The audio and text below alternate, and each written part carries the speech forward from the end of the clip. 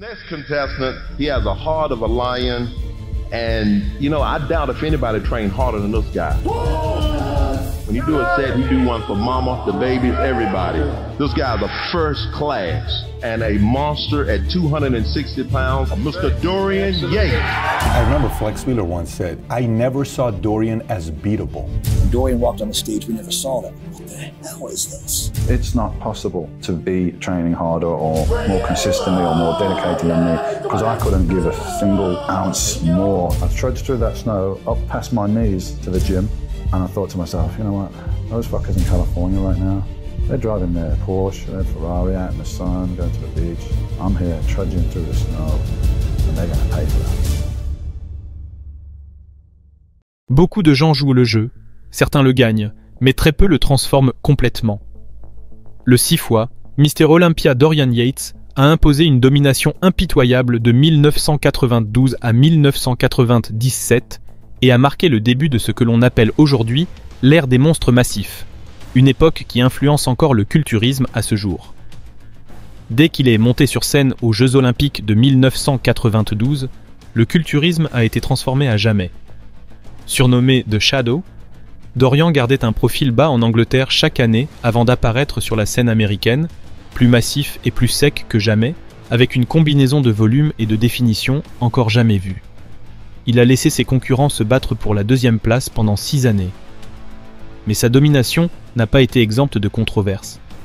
Il semblait imbattable, même lorsqu'il concourait avec un biceps déchiré et un triceps partiellement arraché. Passant d'une petite bande dans les rues d'Angleterre à la prison, frôlant l'itinérance, il est devenu l'homme qui a changé à lui seul la trajectoire du culturisme pour toujours.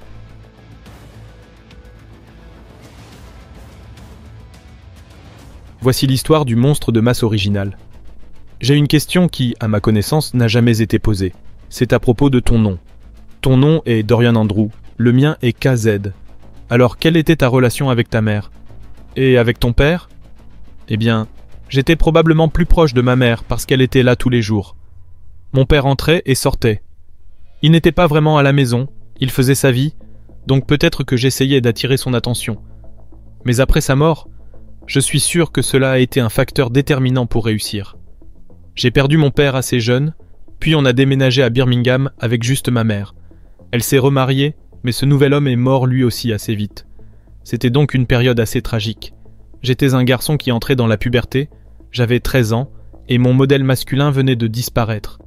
Je ne m'en rendais pas compte à l'époque, mais avec le recul, j'étais bouleversé, en colère, et je me sentais abandonné. C'est là que j'ai appris à contenir et cacher mes émotions. Je me souviens que je ne voulais pas aller aux funérailles de mon père parce que je ne voulais pas que les gens me voient pleurer. Alors j'ai dit à ma mère que je ne voulais pas y aller. Plus tard, quand j'ai gagné le Mister Olympia, les gens me demandaient pourquoi je ne sautais pas de joie, pourquoi je ne criais pas, pourquoi je ne pleurais pas de bonheur après avoir atteint ce but de vie. Je crois qu'intérieurement je le faisais, mais extérieurement je ne le montrais pas parce que j'avais appris à tout cacher. Si on regarde bien, je me mordais la lèvre en gagnant le premier titre pour réprimer mes émotions. C'était devenu ma réaction par défaut. Je pense que la mort de mon père, l'incapacité de ma mère à gérer ma colère et ma confusion ont été des moteurs puissants. J'ai dû grandir et m'occuper de moi-même très rapidement. À 16 ans, j'étais à la rue, dormant chez des amis, jusqu'à ce que je trouve un petit logement. Je devais me débrouiller seul, il n'y avait personne sur qui compter. Adolescent, mes amis et moi avons eu quelques ennuis. À 18 ans, j'ai été envoyé dans un centre de détention pour quelques mois. J'avais déjà touché au poids avant, à l'école, j'avais fait du karaté, des pompes, des squats dans ma chambre. J'avais un sac de frappe. J'ai toujours été attiré par le physique. Dans ce centre, l'exercice physique faisait partie du programme. Beaucoup de gamins n'aimaient pas ça, mais moi j'adorais. C'était une échappatoire. Il y avait 300 garçons, et j'ai vite compris que j'étais naturellement le plus costaud, le plus fort. Je me suis dit, je savais que si je mettais mon énergie dans quelque chose de positif, j'en tirerais du positif. Peut-être gagner un concours, peut-être ouvrir une salle de sport. C'est comme ça que tout a commencé. Certains garçons étaient plus lourds que moi, mais j'étais aussi fort qu'eux, avec déjà une bonne silhouette, de bons abdos, une belle forme. Même les surveillants ont remarqué « Quand tu sortiras d'ici, va soulever des poids, tu pourrais être un bon haltérophile. » Mais moi, Je savais que je voulais être culturiste. J'avais vu les magazines de Joe Weider.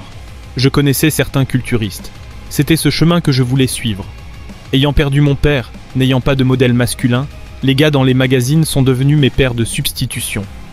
Quand je suis sorti du centre et que je n'avais nulle part où aller, la ville m'a attribué un logement dans un HLM notoire de Birmingham. On me l'a proposé parce que personne ne le voulait. J'y suis resté 5 ans, à mes débuts dans l'entraînement. Heureusement, j'ai progressé très vite. Après 1 an et demi, j'ai participé à une compétition locale sans savoir à quoi m'attendre, mais j'ai écrasé tout le monde. Les juges et officiels, comme Ron Davis, qui jugeait le Mr Olympia et dirigeait la fédération anglaise, était là. Il m'a demandé. Il m'a proposé de participer aux Jeux mondiaux avec l'équipe britannique la semaine suivante. Je ne voulais pas y aller car je savais que je n'étais pas encore prêt pour gagner.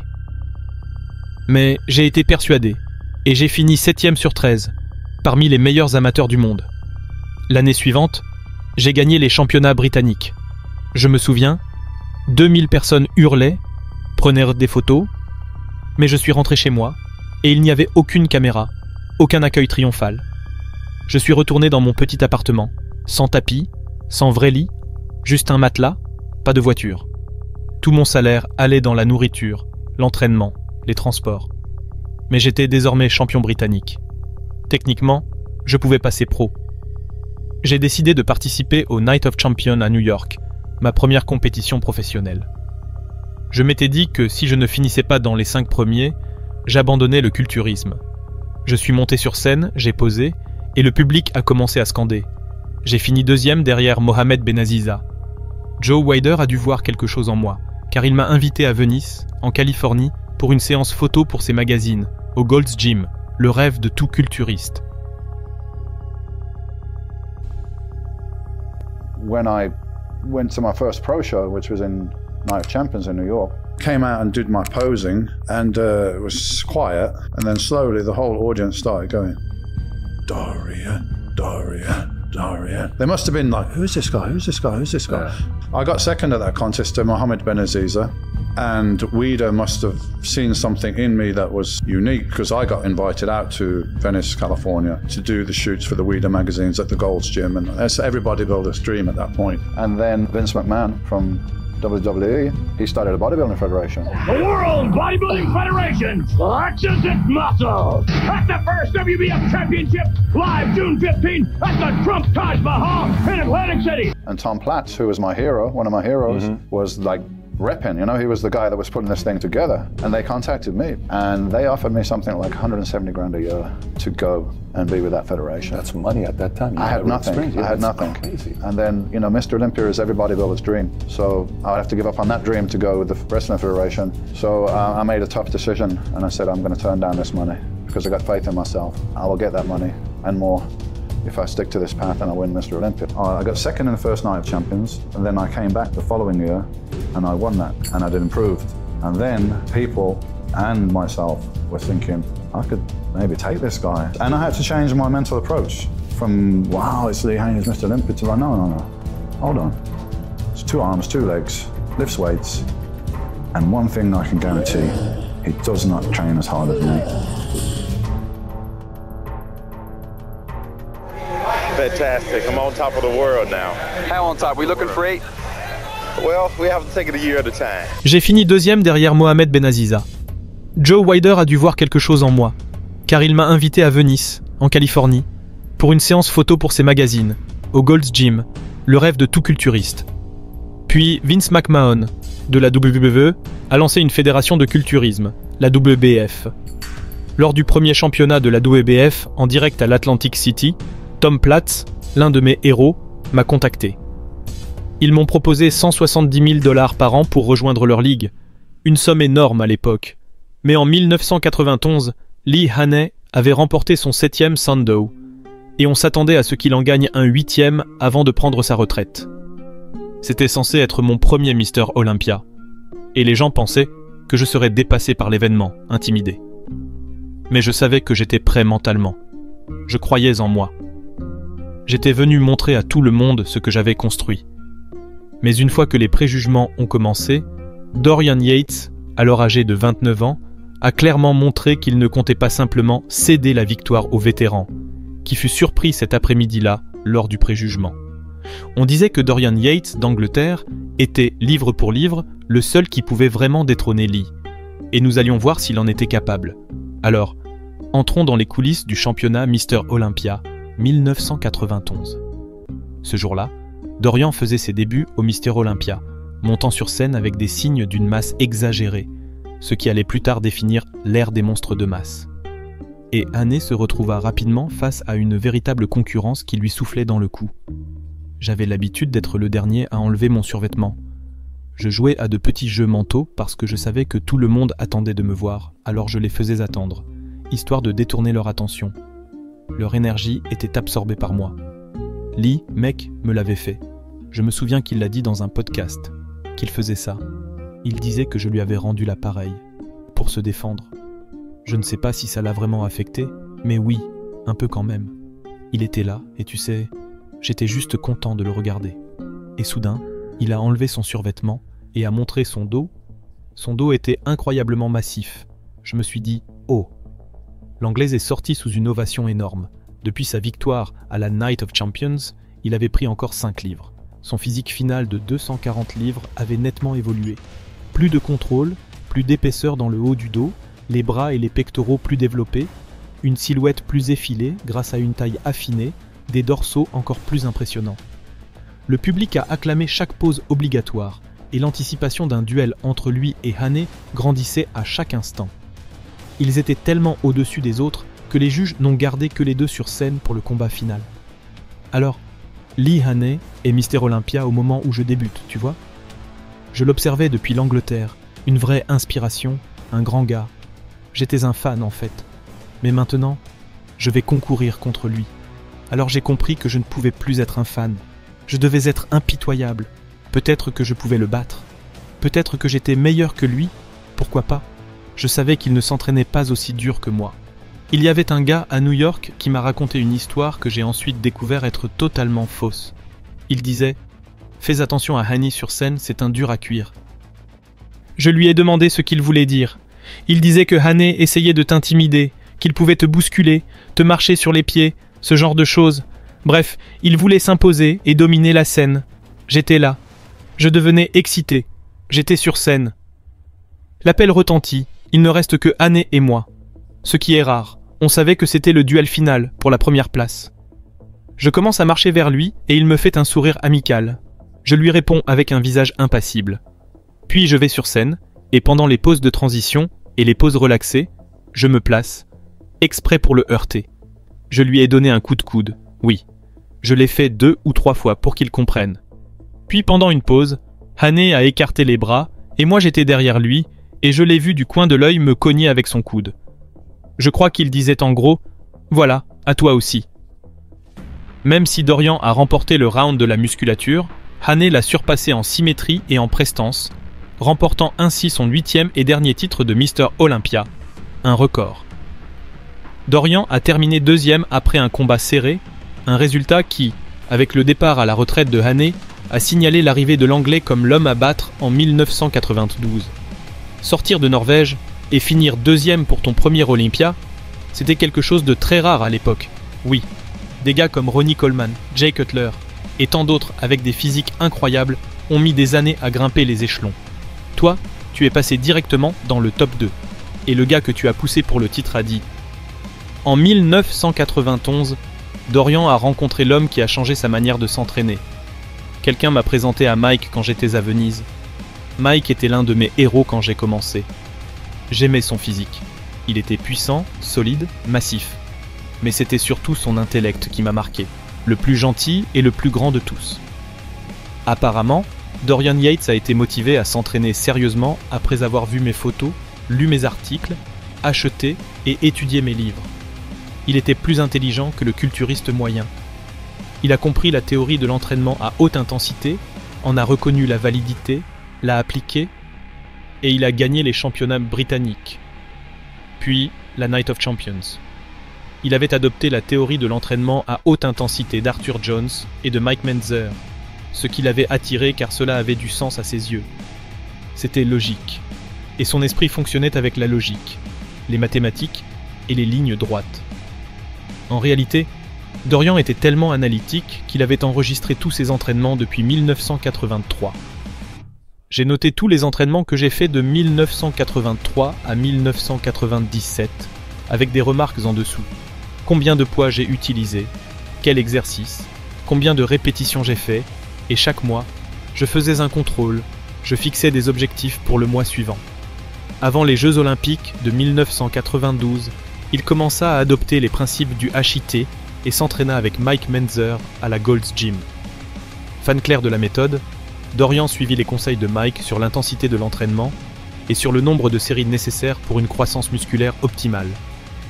Cela signifiait d'abord une seule série jusqu'à l'échec absolu, puis, avec le temps, plusieurs séries d'échauffement suivies d'une ou deux séries jusqu'à l'échec total. Un changement radical par rapport à la philosophie de « stimuler sans détruire », promue par son prédécesseur, Lee Haney. L'entraînement de Dorian était si intense que certains culturistes professionnels comme Chris Cormier avaient du mal à finir une séance avec lui. Putain mec! L'intensité incroyable de ces séances fut capturée dans sa célèbre vidéo Blood and Guts, sortie en 1996. Salut, je suis Dorian Yates, quadruple Mister Olympia, et voici la vidéo Blood and Guts. Je vais t'emmener dans ma salle et te montrer comment je m'entraîne pour devenir le numéro 1 mondial. J'espère que tu es prêt, parce que ça va être brutal. Personne n'avait encore montré un véritable entraînement de bodybuilding comme ça. Tout le monde portait des petits shorts sur la plage. C'est exactement pour ça que je l'ai fait.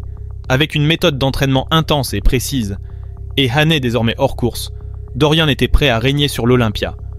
Cette année, la compétition Mister Olympia allait être l'une des plus féroces de tous les temps. Et ce n'est pas peu dire, car l'année précédente, on avait déjà eu une ligne incroyable de participants. Cette année, c'était encore mieux. Je me sens très satisfait de ma préparation. J'ai énormément progressé depuis l'an dernier, dans tous les domaines. Pas seulement physiquement, mais aussi dans la présentation et tout le reste. Donc oui, à ce stade, je suis très confiant et j'ai hâte de monter sur scène pour montrer à tout le monde ce que j'ai accompli ces 12 derniers mois. Dorian monta sur scène, au Helsinki Hall, en Finlande, avec environ 260 livres de pur muscle et une combinaison sans précédent de volume massif et de définition musculaire si nette qu'on voyait littéralement les fibres sous sa peau. Ce niveau de définition est aujourd'hui appelé le grainé.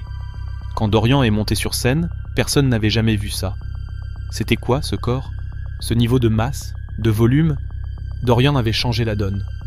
Il a introduit les monstres de masse, car personne ne considérait Haney comme un monstre de masse. Il avait une belle ligne, mais Dorian a apporté quelque chose de nouveau, la grandeur et la masse. C'était une révolution. Derrière lui, pour le titre de 1992, il y avait Lee Labrada, ancien deuxième en 1990, Sean Ray, qui avait fini 3e et 5e les 2 années précédentes, Lou Ferrigno, qui revenait après 17 ans d'absence avec ses 1m95 et 290 livres, et le nouveau venu Kevin Levron, qui venait tout juste de remporter le Night of Champions. This is my dream, a dream that's come true. You know, I owe so much to the sport of bodybuilding, and I hope as Mr. Olympia, I can give back to the sport. À la fin, les 3 premiers sur le podium furent Lee Labrada en 3e position, avec une présentation globalement respectable, mais insuffisante face aux meilleurs. Le challenger de Dorian, Kevin Levron, en 2e place. Malgré une belle esthétique, des biceps bien développés et un torse solide, il ne faisait pas le poids face à la densité de Dorian, notamment au niveau du bas du dos et du bas du corps. L'ombre prit facilement la 1re place, confirmant le succès de l'année précédente, et devint enfin Mister Olympia. C'était mon rêve, un rêve devenu réalité. J'ai beaucoup donné au bodybuilding, et j'espère qu'en tant que Mister Olympia, je pourrai aussi lui rendre quelque chose. Après sa consécration, Dorian reprit l'entraînement dès la semaine suivante pour préparer le prochain Olympia, toujours avec un pas d'avance sur tous les autres. Et ce que Dorian préparait pour l'année suivante allait redéfinir encore une fois les règles du jeu.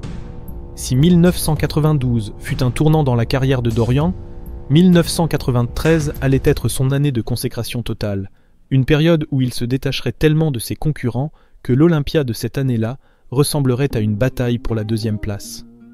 Son physique nouvellement sculpté allait faire l'effet d'un choc dans le monde du culturisme. J'aurais pu arriver au concours plus volumineux, Mais j'étais obsédé par l'idée d'avoir la masse d'un poids lourd, combinée à la définition d'un culturiste plus léger. Et je pense que c'est ce que j'ai apporté en 1992 quand j'ai gagné l'Olympia. Dès le premier semestre, j'ai vu que j'étais prêt environ 6 semaines avant le concours, mais j'ai continué à sécher, à descendre et à descendre encore parce que je voulais être ultra défini. Je savais que Lee Haney ne concourait plus, alors je pouvais battre les autres gars, Shawn Ray, Vince Taylor, etc.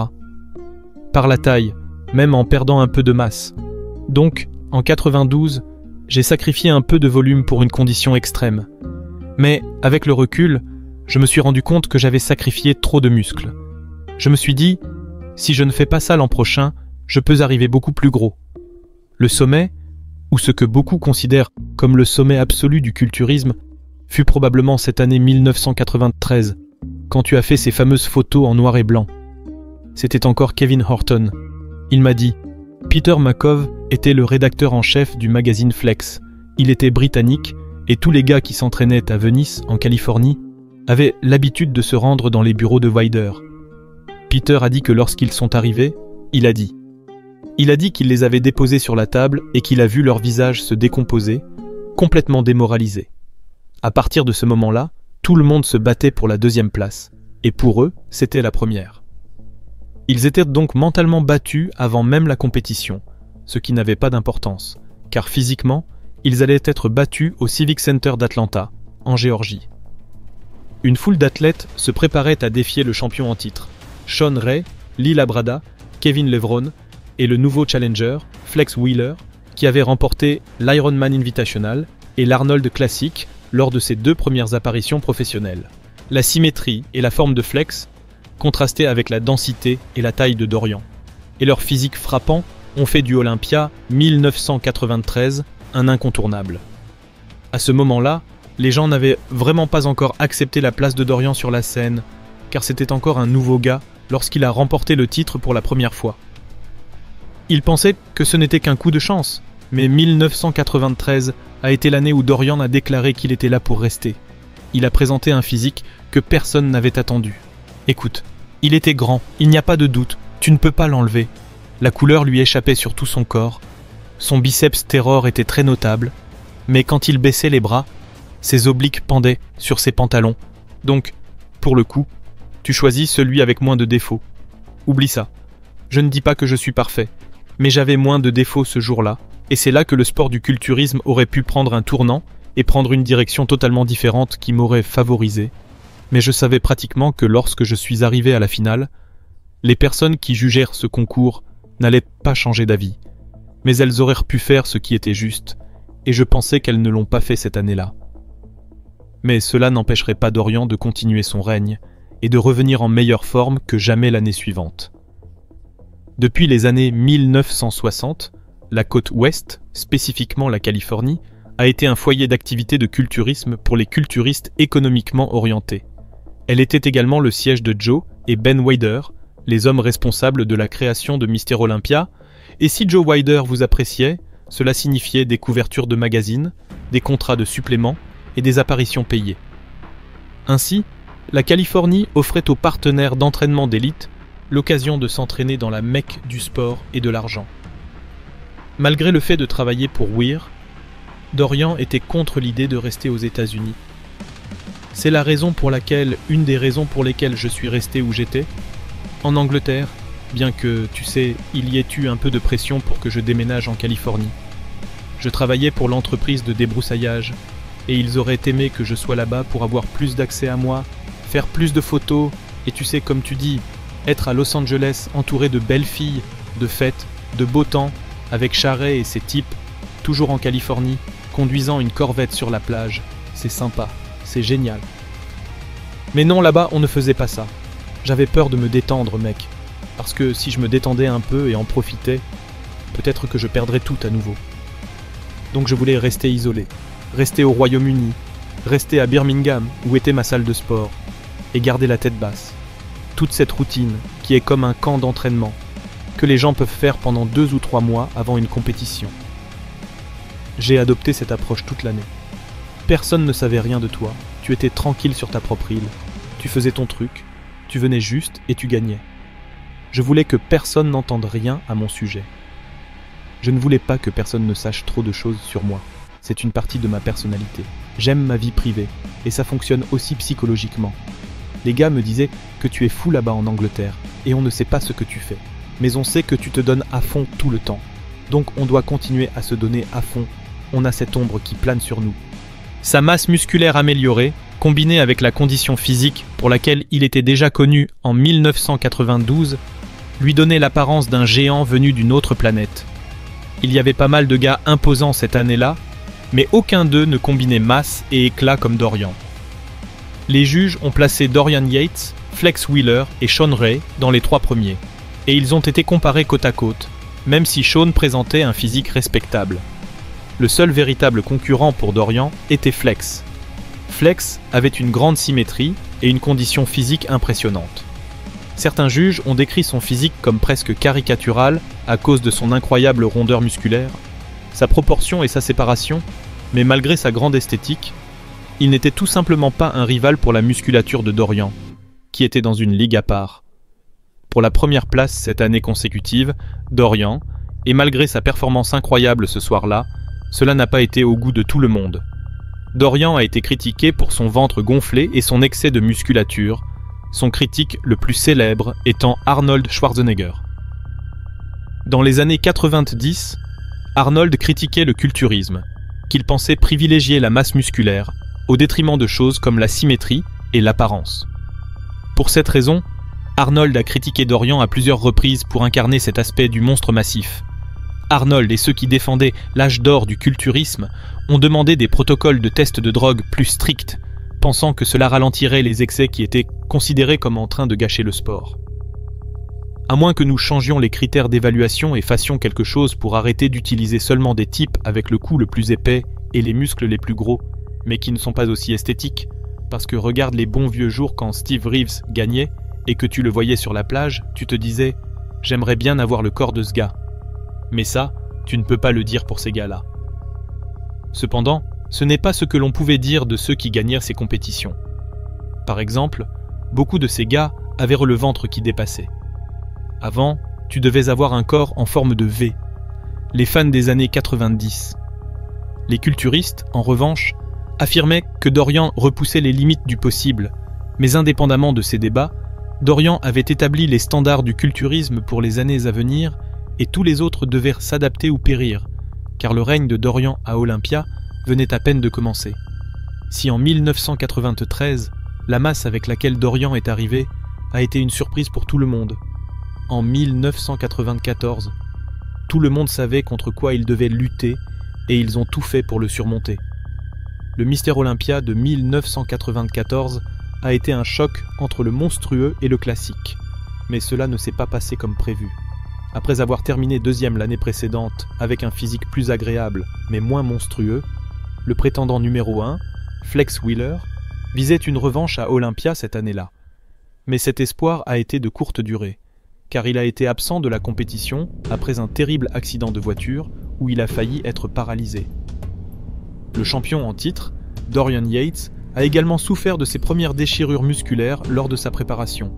Le gymnase où je m'entraîne est mon propre gymnase, le gymnase en Angleterre, et c'est essentiellement un petit gymnase au sous-sol, très hardcore, principalement des haltères, pas de machine cardio, rien de tout ça. La peinture se décolle des murs, il n'y a pas de douche ni de toilette, elle ne fonctionne pas, mais il y a une super ambiance là-bas. C'est un environnement de travail. Je vois des gens tout le temps en haut des escaliers, me regardant parce qu'en fait, on ne voyait rien là-bas. C'était comme si tu entrais dans un trou noir. On entendait du rock'n'roll et des gens crier, des haltères qui frappèrent le sol, et beaucoup de gens se sentaient intimidés, rien qu'en descendant les escaliers. Ça m'a donné un avantage d'être au Royaume-Uni. J'étais dans un petit trou au sol à Birmingham. Et personne ne m'a vu toute l'année, donc cette personne ne peut pas être vue d'une manière ou d'une autre. Tu sais, ça créait un genre de peur dans ton esprit parce que tu ne pouvais pas la voir, tu fais quelque chose à ce sujet. Je l'appelais l'ombre. Donc, tu lui as donné un nom. Oui, je lui ai donné ce nom. On ne la voyait jamais à moins que je sois en compétition, et je ne sortais jamais avec personne. Donc c'est pour ça qu'elle était dans l'ombre, tu sais. attendant de surgir. L'absence de Dorian des projecteurs lui a donné un avantage bien nécessaire, et en 1995, tout le monde voulait voir comment il allait évoluer après sa blessure au biceps. Et il a évolué, il l'a fait. Et cette année, je ne viens pas forcément plus grand, mais je me sens beaucoup mieux.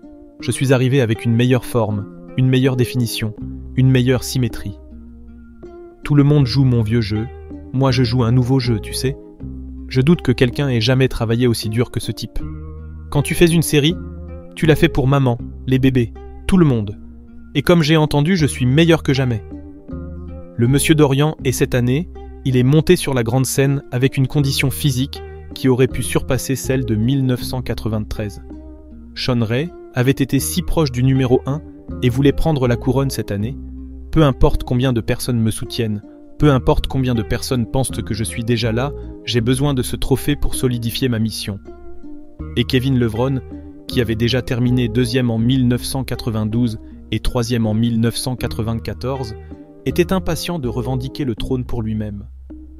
Le préjugé a réduit la bataille aux 4 finalistes, Dorian Yates et Shawn Ray encore une fois, Nasser El-Sadi et Kevin Levron beaucoup améliorés. En 4e place, un chèque de $25 000. Le compétiteur numéro 8, Shawn Ray, en 3e place. Nasser Helen Nassa a remplacé Ray dans les 3 premiers après quelques comparaisons entre lui et Ray, tandis que Kevin et Dorian se battaient pour la première place. Le double biceps frontal a été très disputé entre eux, car Yates avait un biceps un peu plus petit, et Levron avait toujours son avantage quand il s'agissait des bras. L'extension des dorsaux frontaux a été incontestablement remportée par Dorian, personne ne s'approchait de ces énormes dorsaux. La pose du pectoral latéral était encore une fois très proche, mais la condition physique et les détails rock solides de Dorian lui ont donné l'avantage. Le double biceps arrière a fait briller Dorian, et il a réussi à cacher ses biceps déchirés de manière étonnamment efficace, avec un dos large et épais et une partie inférieure du corps forte. Il a aussi remporté cette ronde. La pose des triceps latéraux a encore été serrée, car la taille du bras de Levron était à nouveau en opposition avec les détails de conditionnement et la pose parfaite de Dorian qui a remporté cette ronde de justesse. La pose des abdominaux et des cuisses a mis la taille la plus mince de Levron contre l'abdomen musculaire le plus fort et le plus développé de Dorian, les juges préférant ce dernier. En 2e place, le compétiteur numéro 18, Kevin Levron, est le gagnant pour la 4e année consécutive, recevant le chèque le plus important de l'histoire du culturisme à ce jour, $110 000 au total. L'ombre a triomphé encore une fois, remportant son 4e Mister Olympia. Maintenant, tout le monde commençait à se demander si Dorian était vraiment stoppable en 1996. Dorian n'avait pas le problème qu'il avait eu l'année précédente, avec sa blessure au biceps en récupération, donc il a pu se donner à fond à la salle de sport, s'attendant à être en meilleure forme avec 4 livres de plus de muscles de qualité ajoutés à son physique déjà imposant. Mesdames et messieurs, le champion en titre, Mister Olympia, Dorian Yates. Le Mister Olympia de 1996 a été à bien des égards une répétition de 1994, et comme toujours, la taille, la masse et la condition physique ont été préférées à la symétrie et à l'esthétique combinées avec une taille plus petite. Quand tout a été dit et fait, personne ne pouvait rivaliser avec le dos de Dorian, ce qui l'a aidé à gagner 3 rondes, l'écartement des latéraux frontaux, l'écartement des latéraux arrière et le double biceps arrière. Le pectoral latéral et les triceps sont également allés à Dorian. Même Shawn Ray, plus esthétique avec des muscles parfaitement séparés et une meilleure posture des abdominaux et des cuisses, n'a tout simplement pas suffi à défier le champion en titre. En 2e place, Shawn Ray et en 1re place, Dorian Yates. Et avec le 6e à portée de main, Dorian est retourné directement au travail, a réanalysé son physique d'Olympia et a remarqué qu'il était un peu plat à cause d'un régime alimentaire excessif. Alors son objectif était de se présenter au Grand Prix d'Allemagne, aussi mince que jamais, et même plus affûté qu'en 1995. Avec un alignement rempli de types comme Nasser El-Sombati, Kevin Levron, Paul Demey, Ronnie Coleman et Vince Taylor, Dorian a émergé en tant que gagnant des 6 Sando. Il semblait que ce n'était qu'une question de temps, Mais les choses ne se sont pas déroulées comme prévu, et l'année suivante allait prouver bien plus. Un magicien du culturisme de quelque sorte, Horan est un culturiste qui pourrait relever le défi de faire taire ses détracteurs et de prévaloir, même si ses circonstances d'entraînement n'étaient pas idéales et que la compétition elle-même faisait l'objet de controverses. C'est ainsi que ça s'est passé en 1994, et le même scénario se produirait encore en 1997 lors du Mr Olympia le plus controversé de la carrière de Dorian, organisé à Long Beach, en Californie.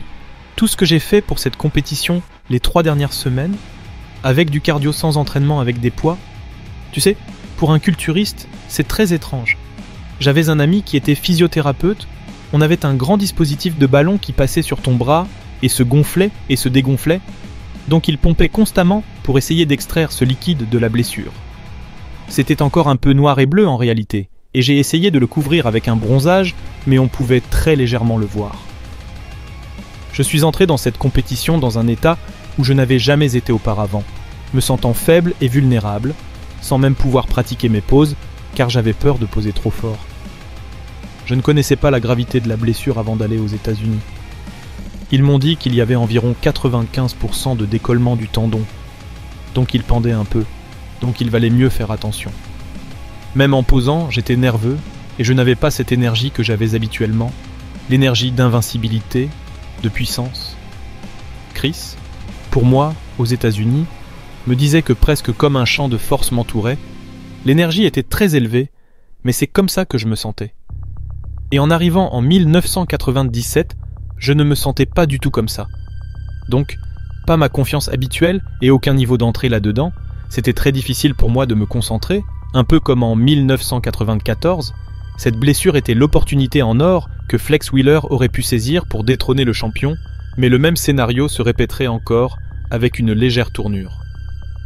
Dans les jours précédant l'Olympia, Flex a choqué les fans de culturisme en annonçant sa retraite de la compétition cette année-là. J'ai été impliqué dans une situation jeudi qui ne s'est pas bien passée pour moi, j'ai été hospitalisé, j'ai pris une décision entre moi et moi de masquer tout ça 48 heures avant l'événement. Il est arrivé à l'hôtel avec sa main gauche bandée et a affirmé que 6 jours avant, il avait été impliqué dans un vol de voiture raté par des assaillants armés de nunchaku et de pistolets. Flex, ceinture noire de taekwondo, a décidé de se battre avec ses assaillants au lieu de se rendre, subissant suffisamment de blessures pour être exclu de la compétition. Au fil du temps, cette histoire a été déformée pour désigner ses assaillants comme des ninjas. Des rumeurs ont circulé selon lesquelles il avait inventé l'histoire pour éviter de concourir contre Dorian, certains sceptiques théorisant qu'il n'avait pas atteint son pic de forme au bon moment. Cependant, le retrait de Flex Wheeler de la compétition ne serait que le début de la controverse. Prêt à renverser le champion en titre, le plus vulnérable était le professeur Nasser Elson. Donc cette année, j'aurai probablement 275 livres, et je pense que ça ne signifie pas que je sois plus petit, je pense que j'ai l'air encore plus grand, je suis plus affûté et plus droit que jamais. Mon dos s'est développé davantage, j'ai plus de séparation, plus de qualité, mes bras sont aussi devenus plus gros, et je peux en dire autant pour mes cuisses, mes jambes, je pense. En général, je me suis amélioré. Cependant, je suis en compétition avec 5 livres de moins que l'année dernière.